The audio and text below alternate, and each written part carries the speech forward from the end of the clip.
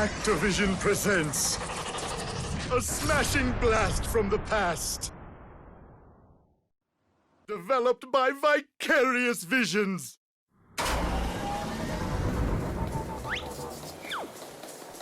It's Crash Bandicoot!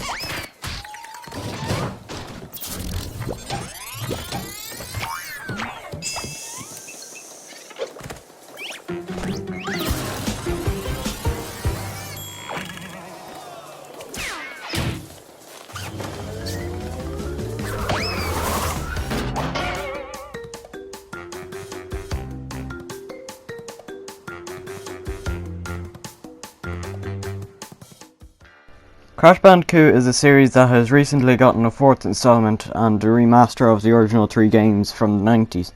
I have only ever played the Sane Trilogy, which is what I am reviewing today. Despite its faults, I think Crash Bandicoot is a very good game. I may have to split this into multiple parts due to ShareFactory length limit. The game starts you off in Insanity Beach, the introductory level to the game. This level is very fair for beginners, but it also does have a bit of challenge. As you'll see throughout the game, there's loads of challenge. It teaches you all of the core mechanics and tells you all of the controls. It teaches you very well and braces you for what the game has to offer. Yet still, you are not prepared for every single little thing. The level has some very tricky obstacles for a new player.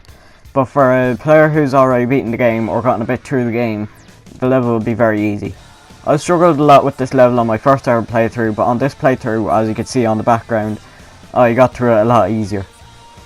For this review, I replayed the game on another user so that I could record the footage of an original playthrough without having to replay levels, and also so that you could see the opening cutscene.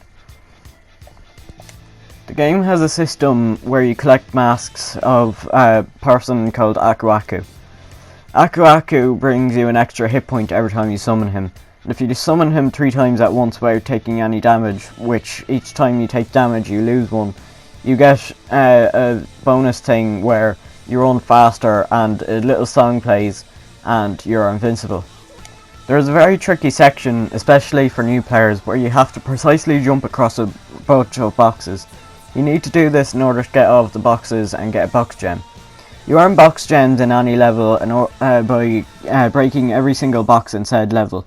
There are some levels where you get special gems and you need to get all the boxes and go through the level without dying.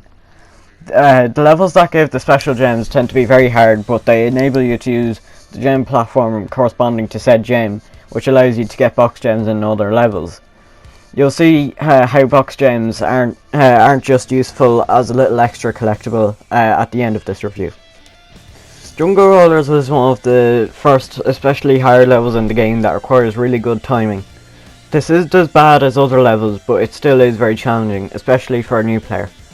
It features loads of rolling feckin' circle things and skunks that come out of the ground. It's very fair with its challenge though, and it is a very fun level to go through, although not on your first playthrough because you'll be finding it super hard. There is loads of dick jumps, but once you get past them you'll feel super happy with yourself. Overall, this level is pretty average, but it is still very well crafted, just like most of the other levels in this game.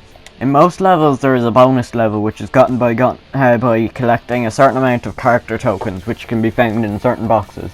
These boxes are all marked with question marks, so make sure to get every single box with a question mark on it just in case it has a character token in it.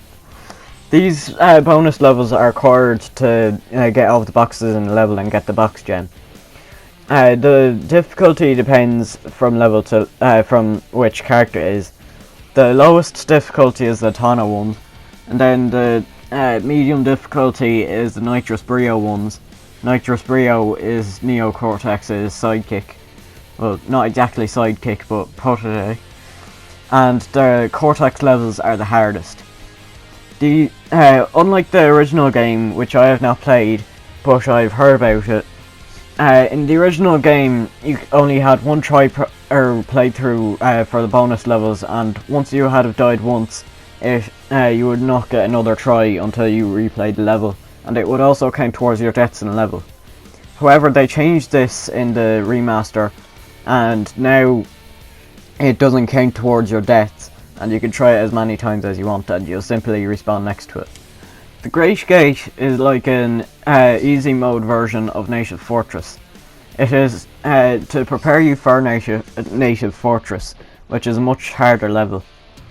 The Great Gate, while it has some challenges, is generally very new player friendly, and it is a very well crafted level as with all of the other levels. It has loads of obstacles such as having to dodge turtles or spin away plants, and there's also one bit where there's a box that you have to break, and then a metal crate will bounce on top of a metal bouncy crate, and you have to jump past it at the perfect timing. Overall, this level is very good and it is very well crafted. There are spinning logs that recur throughout this and Native Fortress that you have to jump up and spin in order to be able to use them as platforms. I recommend to spin them before you attempt to jump onto them, so then you won't have to do the jump twice. There's also these enemies that push you off of platforms, which made me almost feckin' chuck the game out the window when I first got the game, as they're so infuriating.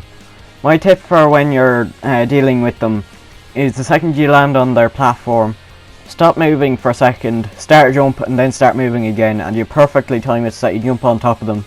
And then you'll be on top of them and they'll be holding up their shield. Simply spin and then they'll be dead. This can be sometimes hard to time, but I found it is the best way to defeat them.